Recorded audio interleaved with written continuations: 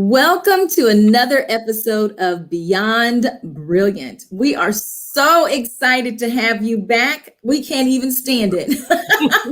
My name is Dr. DeYonne Parker, and I'm the Courage Catalyst. I'm that hand on your back that pushes you out of your comfort zone into your courage zone. And I am joined by my amazing, fabulous, yes, purpose partner, Dr. Nicole Steele, the confidence coach. Say hey, girl, say hey. Hello. Glad to have you all tuning in with us. And as Dr. D said, I am Dr. Nicole Steele, the confidence coach, and I am that voice in your ear reminding you of who and whose you are.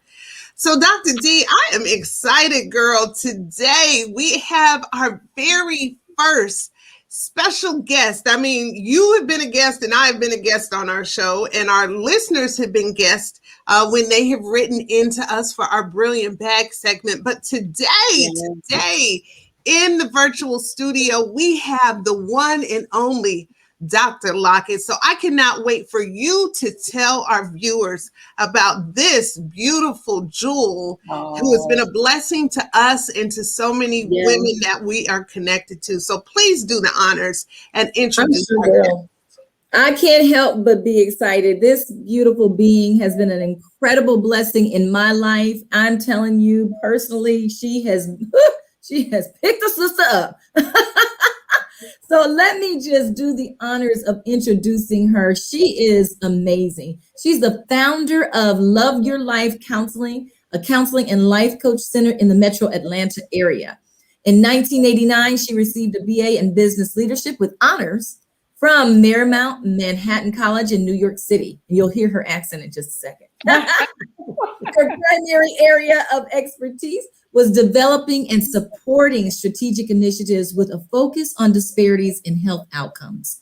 Her work on disparities in health outcomes led her to enroll in James Dussault School of Theology in Columbia, South Carolina, to solidify her passion for improving lives, and that she does very well.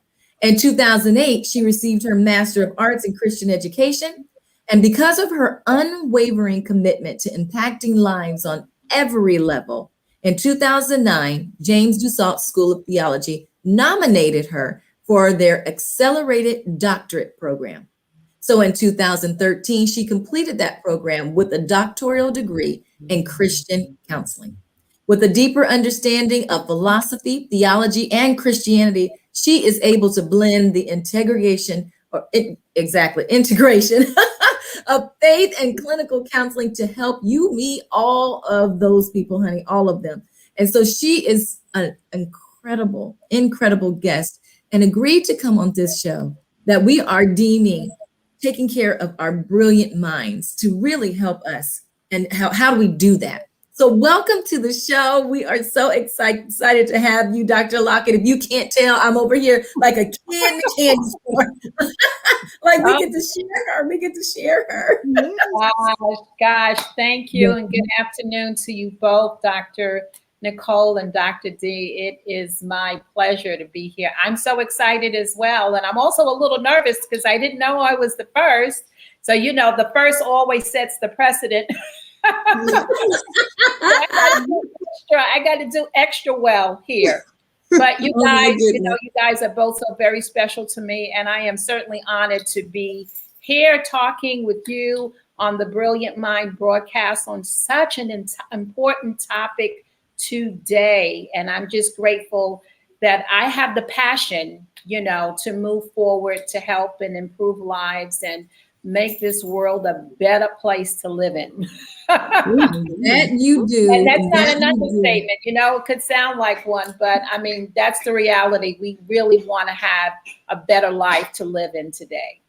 Yes, ma'am. And you couldn't have said that even, more perfect, because that is exactly the focus of this show. That's exactly the focus of Beyond Brilliant, period. Because when we think about going beyond brilliant, if those of you who are tuning in right now, this is your first time tuning into Beyond Brilliant, and you're wondering, what does it mean to go beyond brilliant? It really means to get beyond our own set of brilliant things in our head, businesses, books, all types of projects, all those things to really executing it, acting it out, and getting over the fear, right? And we do that by helping you literally get clear, the clarity, getting confident, and finding the courage to do that. That's our 3C master model, our secret sauce, helping you get into that. Secret sauce, I love that.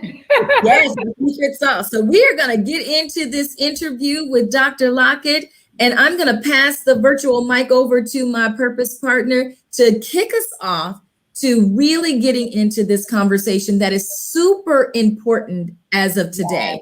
And I'm telling you, tune in, get your pen and a friend, because we're going to be drop some gems, but Dr. Lockett is going to really be the gem dropper today. Yes, I agree.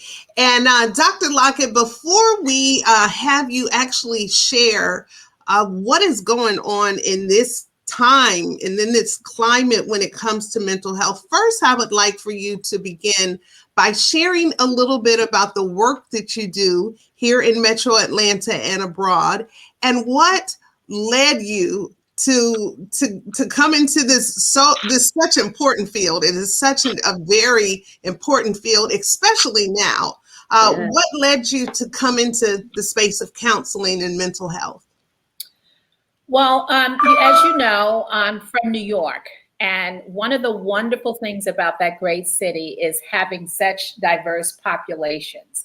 So as a young child, I grew up with all kinds of nationalities, German, Jewish, Italian, you name it. I went to school with all diverse kids of ethnic backgrounds, and I became interested in people and their cultures and their differences and the different demeanors and their personalities. And so, you know, from there, I just had this passion of being a people person.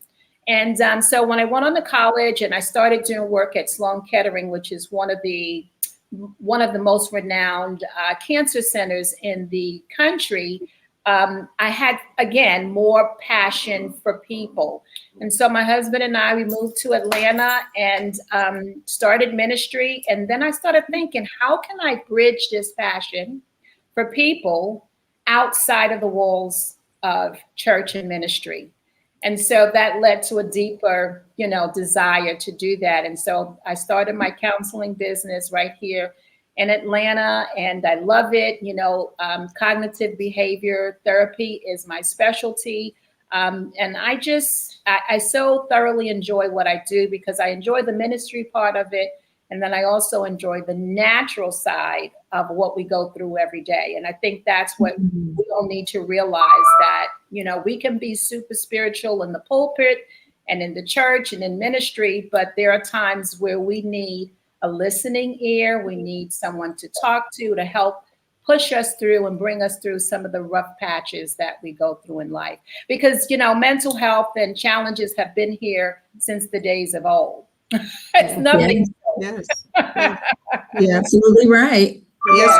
Yes, ma'am. Because I have been on the receiving end on that couch in your office, I know personally the power of counseling and support and a lending ear and another voice, just as we progress, like you said, through the day-to-day experiences, be it good or challenging. Absolutely. So let us, on the heels of 2020 and COVID-19, and, hopefully we are truly turning the corner. I pray that we are. Yeah. What have you seen in the counseling space, and how have the effects of COVID-19 and the quarantine impacted specifically the lives of women and girls? Greatly. That's one word I can say.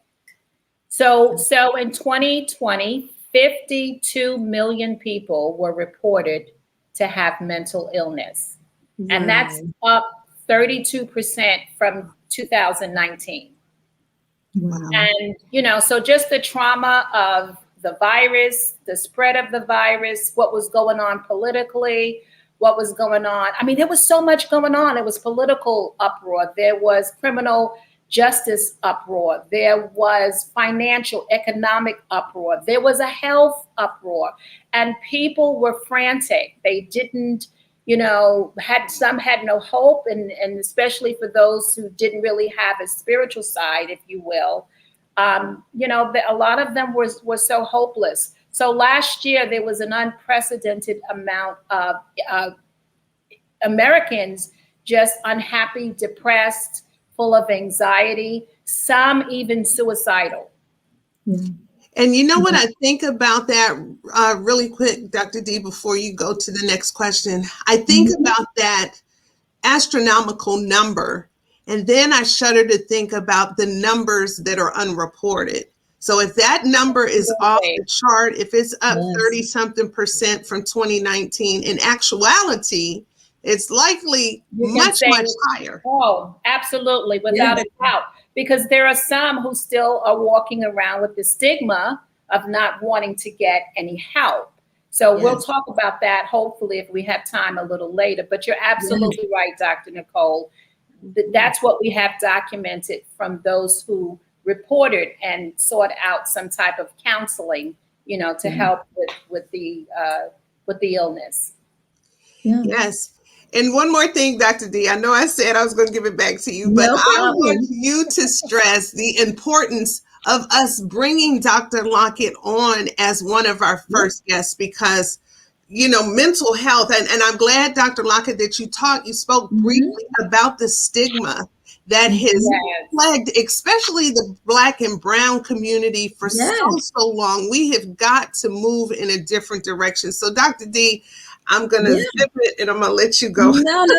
This is my goodness, this is such an incredible topic and conversation that we already said we can do 3, 4, 5 shows on this. Yeah. And when I think about the reason that Dr. Nicole and I wanted you to come on to be our first guest, because we're sitting here, we're talking about the importance of going beyond brilliant. But we can't go beyond brilliant if we don't take care of our brilliant minds. Absolutely. And our brilliant minds have to be cared for regularly. And I say that from personal experience, because when I found Dr. Lockett, listen, we're truthful and honest on this show. When I found Dr. Lockett, when the Holy Spirit led me to Dr. Lockett, I was not in a good state. I was going through a very tough time. My marriage was ending.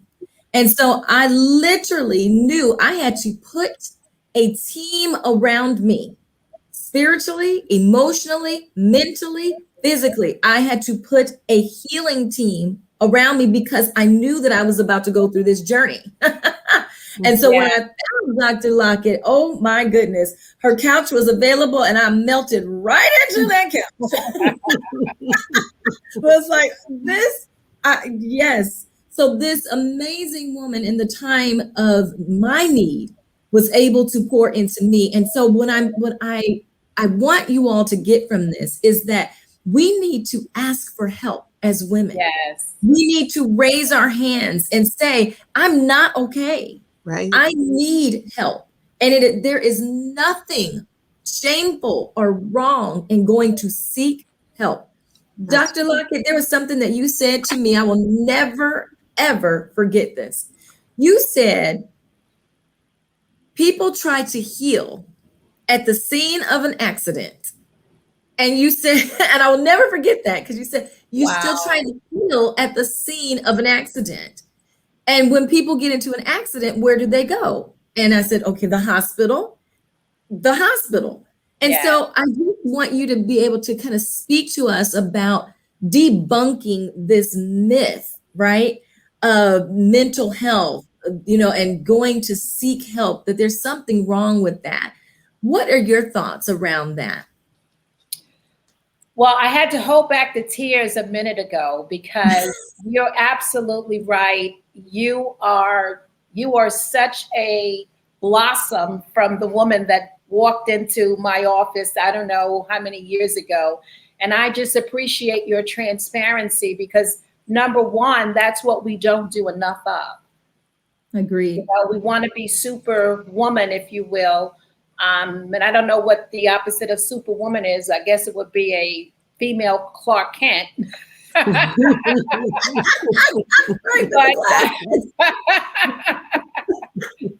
Or maybe you just take the glasses off, right? But you're so right that we have to realize that we do sometimes experience trauma in life, right? Especially as women, because we wear so many hats, we have so many roles, we take care of just about everyone, from our spouses to our children to our pet. I mean, I have a pup right now who's sick, and I'm giving him honey with his water and trying to take care of his cold. And I'm the only one that's doing it. And I have other people who live in this in this house with me. So you're right. You know, we do a lot, and we have to at some point realize self-care is number one. And part of that self-care is seeking out professional help. Listen, when we do it all the time and we don't realize it, because when we have a little stress in our lives, don't you call your girlfriend and say, girl, let me tell you what happened. Mm-hmm. That's right. Or when they say, well, I'm going to text you later. I got to talk to you about something. So we really do reach out. So it's no different than reaching out for someone who is a professional and who may have, you know, the expertise, whether it's biblical expertise, whether it's your ministry, or whether it's textbook, or whether it's clinical, it doesn't matter. Just don't be afraid or have a problem, you know, reaching out to someone so that you can get the necessary help that you need. And sometimes you can just reach out to your primary care physician, and he or she can recommend, you know, other resources that will be able to help you. But I think that's the first thing we have to debunk and get beyond, if you will, is feeling that looking and seeking for professional help is a bad thing. It's a wonderful thing. Mm-hmm. And let me also add this, because there are so many who suffer in silence, be it we see it a lot with the girls that we work with in and through Diamond in the Rough. We see it through parents, mothers who are carrying, like you said, the weight of the world and putting everyone before themselves. But I want to just kind of pause for a moment, and for the listeners who may be tuning in, and maybe you might not find yourself in a season of crisis. Maybe your marriage is well, maybe your health is well, your family is well. I am a believer that when it comes to mental health, it should be like maintenance in a car. Yeah. You know what I mean? We need to have a counselor. We need to have a couch. We need to have a lending ear just to do the regular everyday life. And then, of course, when you are in crisis. But to me, it's part of your overall wellness plan. You need to make sure that, like Dr. D said, that you are surrounding yourself for your journey in life with people who have the skills and the insight and the wisdom that you might not always have.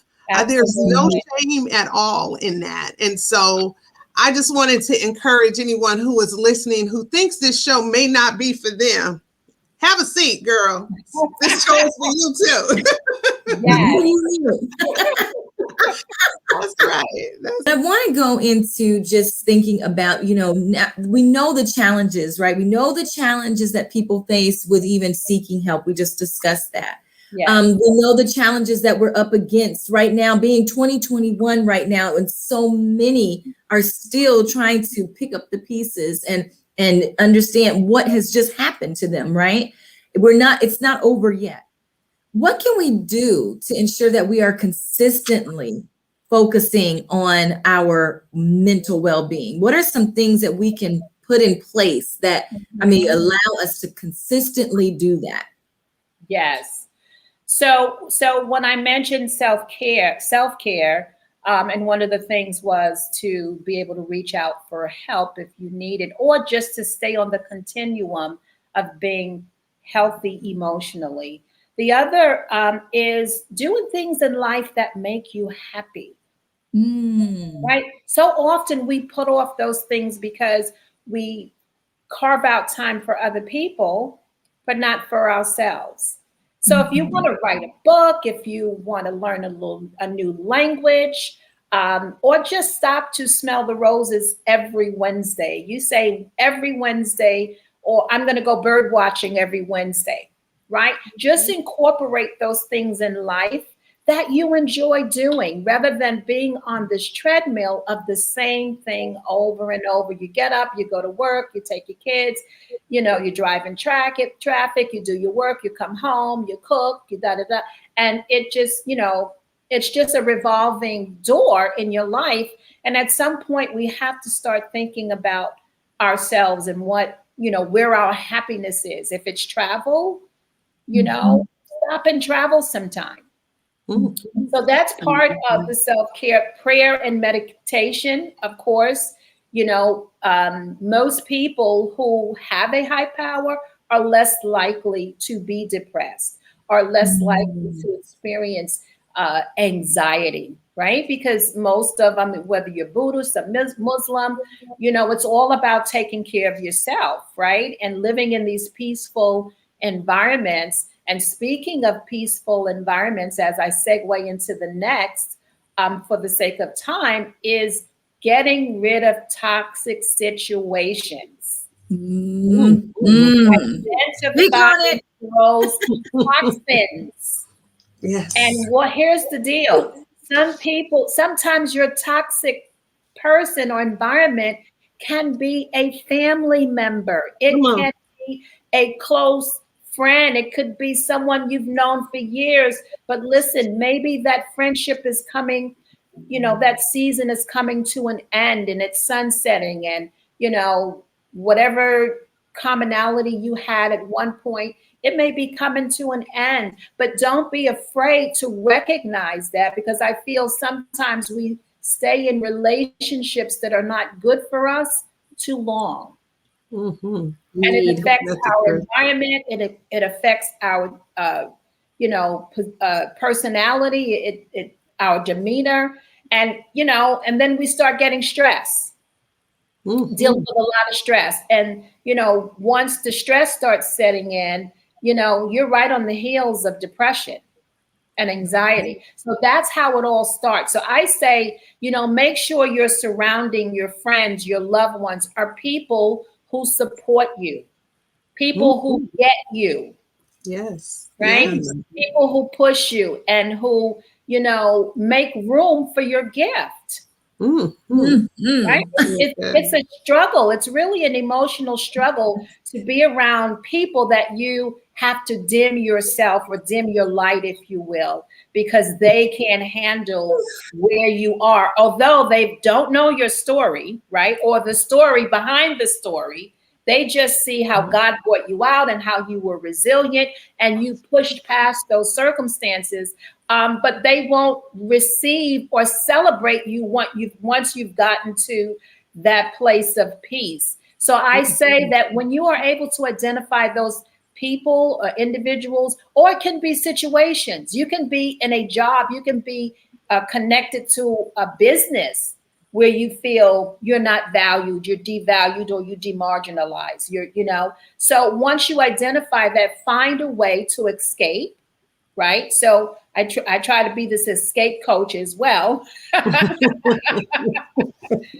Find a way to escape and find your place of peace and your place of happiness.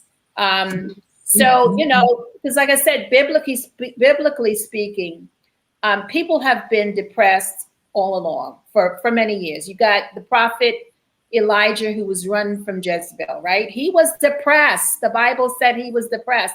And why? Because he was doing a good thing. He gave the word of the Lord, and somebody in his circle didn't like it and sought after him. The same was with David and Saul. David was just doing God's work, and it made Saul angry. Yes, the haters. Yes. Yes, I'm telling you, sometimes, success is synonymous with depression because you got to deal with the aftermath. Yeah. And for those people that you expected to be happy for you and in your corner and to celebrate you, Well, conversely, they didn't. Mm. And trying to make your life and your relationship, unhealthy. So I think those are some realities, Dr. D and Dr. Nicole, that we need to be aware of, especially as women. As we get ready to transition, because like Dr. D said, we got to have her back for part 2. So as we close out this show, I just want to encourage the listeners that you don't have to do life alone. If you have felt burdened, if you have had the weight of the world on your shoulder and feel so alone, that you need to be reminded today, as Dr. Lockett said, that God is with you. He orchestrated, he planned you for such a time as this, and he is with you. He is Emmanuel, God with you, and he is walking with you through every season of life. So don't be discouraged. He is present. He is closer than you know, right there with you on the other side of this television screen or this computer screen. So our brilliant blessing, Dr. D, you want to tell them about our brilliant blessing? I don't want to assume everybody knows what that's about, and then I'll bring it. Our brilliant blessing, we always want to leave you with the word of God. We have a responsibility, right? When we talk about going beyond brilliant, and we're the gem makers team, but he's the master gem maker. And so we know that we have to leave our imprint, but we want to leave our imprint with God's imprint. So on you. Yes. So my sister is about to bring the brilliant blessing. I hope you write this down in your book of brilliance so that it blesses you later. All right. So today's brilliant blessing is coming from the book of Philippians, chapter 4:8. And it reads, "Finally, brothers and sisters, whatever is true, whatever is noble, whatever is right, whatever is pure, whatever is lovely, whatever is admirable, if anything is excellent or praiseworthy, think about such things." Yes, ma'am. Amen. Yes, ma'am. All right. So as always, we like to leave our listeners with this reminder: to be bold, be brave, and be brilliant. Yes. So we'll see you next time on Beyond Brilliant. Bye.